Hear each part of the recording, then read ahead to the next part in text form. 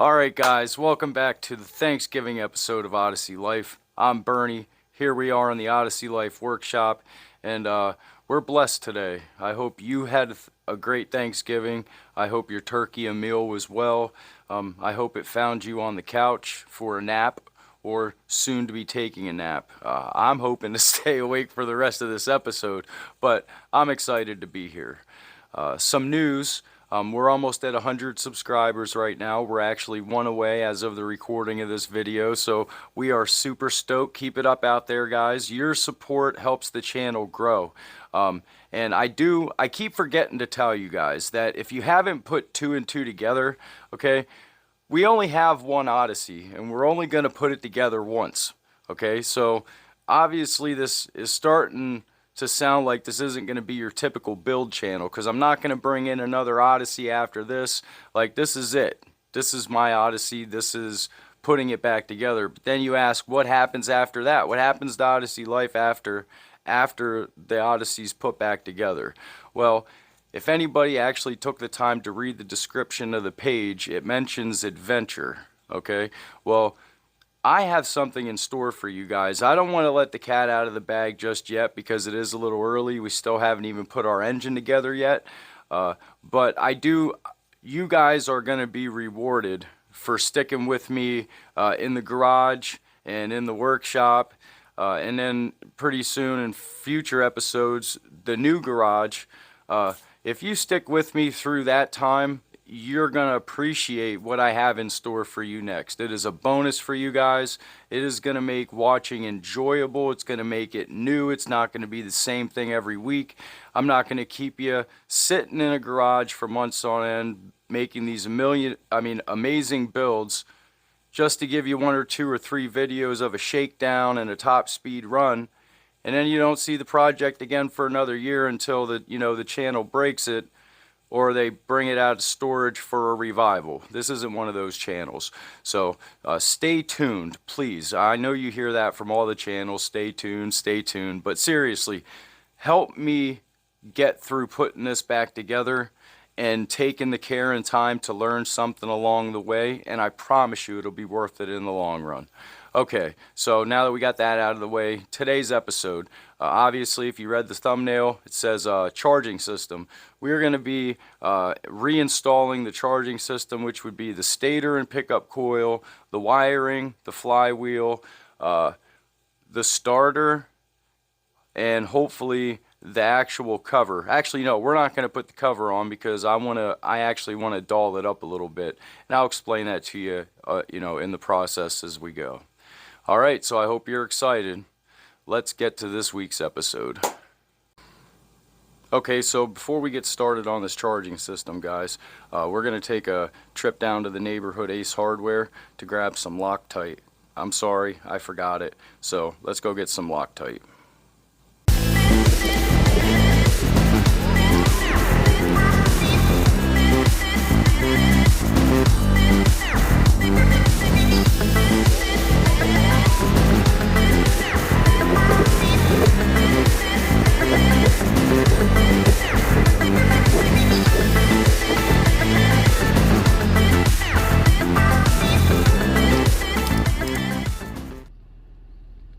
Okay, we got our parts, we got our Loctite.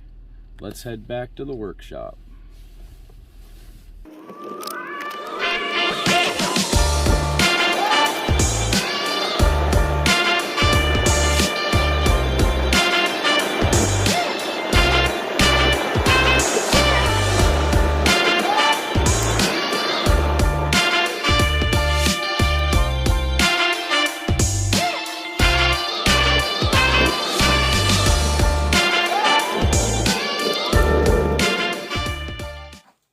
It was a quick trip down to Ace Hardware to get some Loctite. They didn't have the name brand, but they did have Permatex blue thread sealer. We don't want to really put anything together in here that doesn't have Loctite on it, just for the simple fact of the vibrations and the rotating mass. We do not want anything coming apart in here. So we're going to put Loctite on everything. So just to give you a rundown of what you're looking at, this is the stator housing. This is your stator alternator. This is your pickup coil. This is your ground. And the stator, its home is right here. These 3 holes are what we're gonna put these long bad boys in. And then the pickup coil lives right here. These 2 screw holes right here, and your ground lives right here. And it's really hard to get the screws messed up because the 3 for the middle are all the same size. The 2 for the pickup coil, they're both the same size, and the ground is obviously the only one, so process of elimination. But for any of you who haven't done it before, that's what you're going to be looking at. So I went ahead off camera and I put this bad boy in down here. This is a clamp to hold our wire back, which you'll see when we get this up that it holds it back there nicely. That is an 8mm. I've already put some thread sealer on it, and I'm going to go ahead and grab the impact and give it a couple ooga doogas. Just to get that locked out of the way.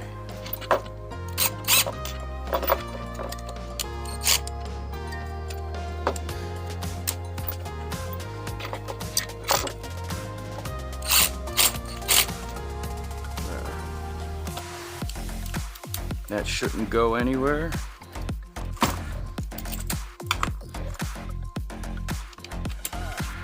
And then that's the only one in there that uses a socket. The rest of them are screws.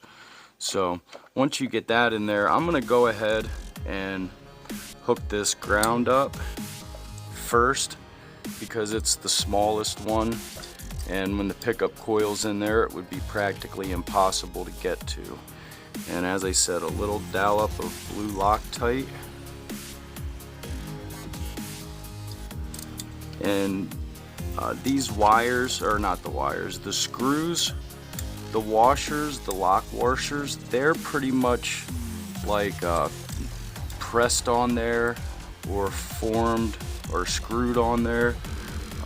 They're definitely not coming off. So we'll take our number 2 Phillips bit.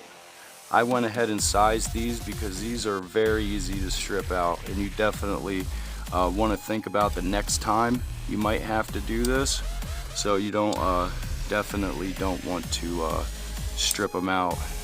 And you'll notice when you put your ground in that it's kind of recessed in on the right hand side towards the crank. That recess sits down inside of this little triangle right here. So if that's sitting down inside, this should screw nice and tight to the stator frame right there. Alright, now for the pickup coil, as I said, these 2 screws are the same size. So we're going to go ahead and put a dollop of Loctite on one, and we'll get her set up in there. Easier to slide the screw in.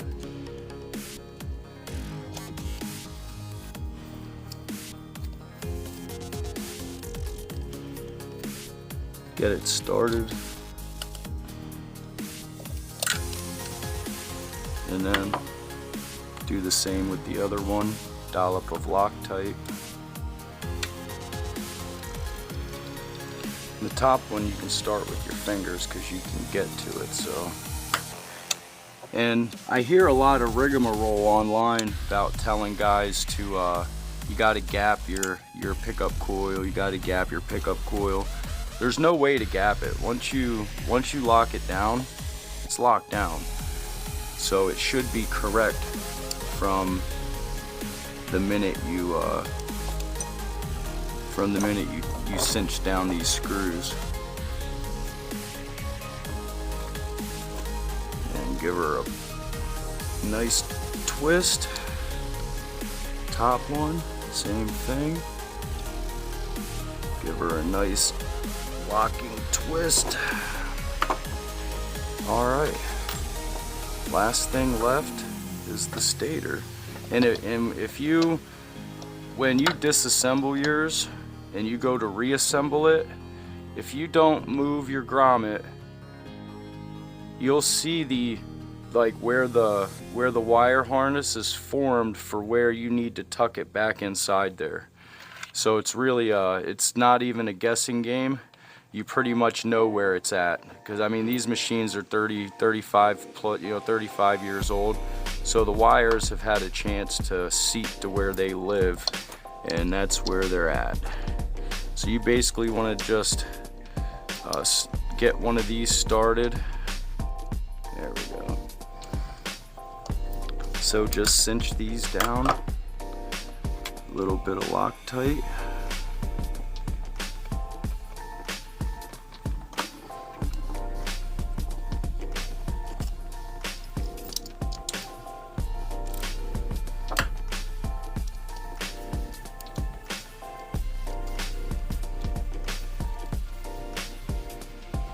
And a little bit of Loctite.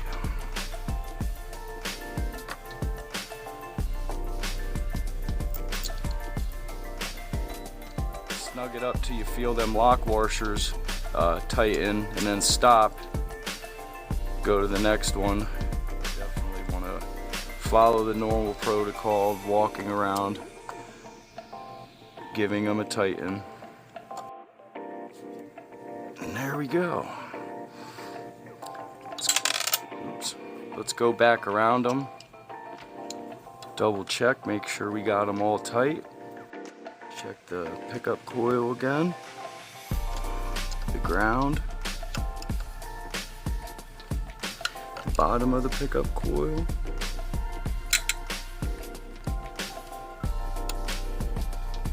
All right, now it's the flywheel. So, gonna go ahead, the flywheel, you can see it better from this side, has a keyway right here. And the keyway happens to be sitting right at the top of the crankshaft right here. So we're gonna go ahead, make sure our wires are tucked up out of the way, exactly how they're supposed to be. Find our keyway, and we're good. Go ahead, we have our crank nut and washer.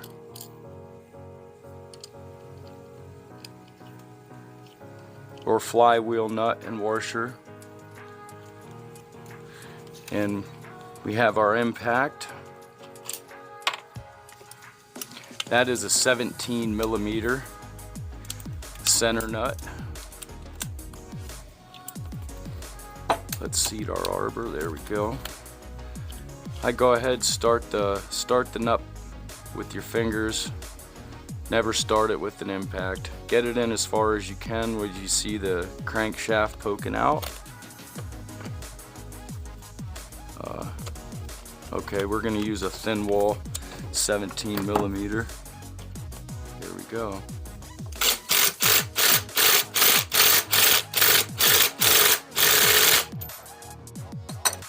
There.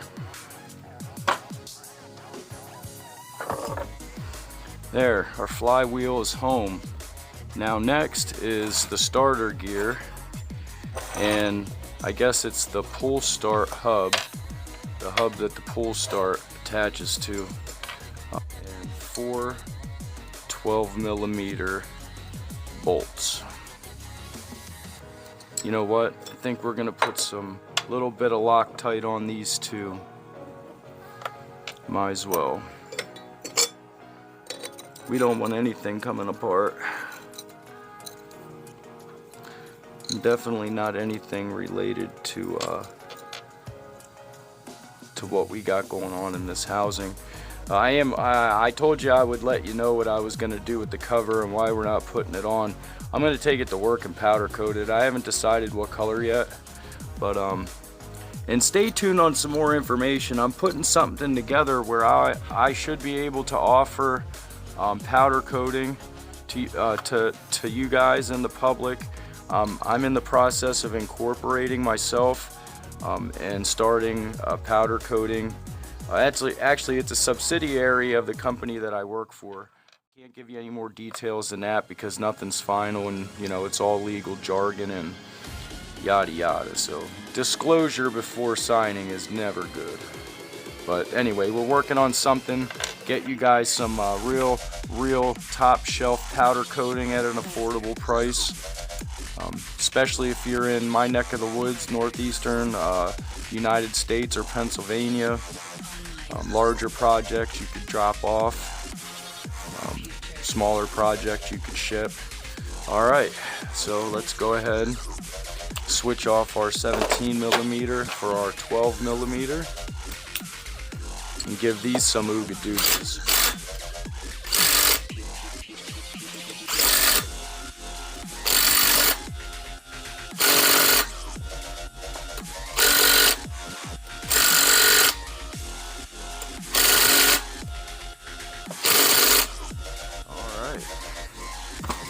I would say that they are home.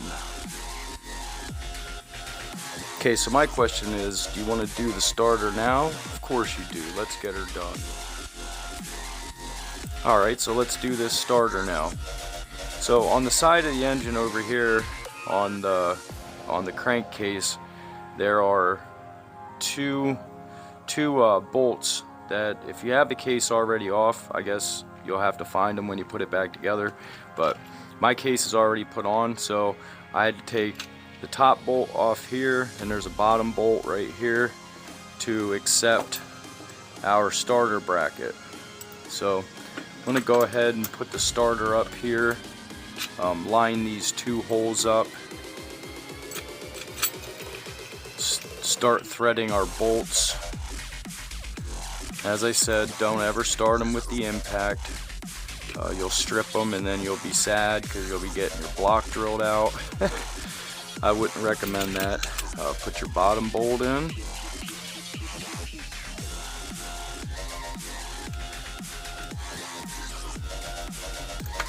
Feed this up where it needs to be. And then give her the ooga doogas. 1, 4.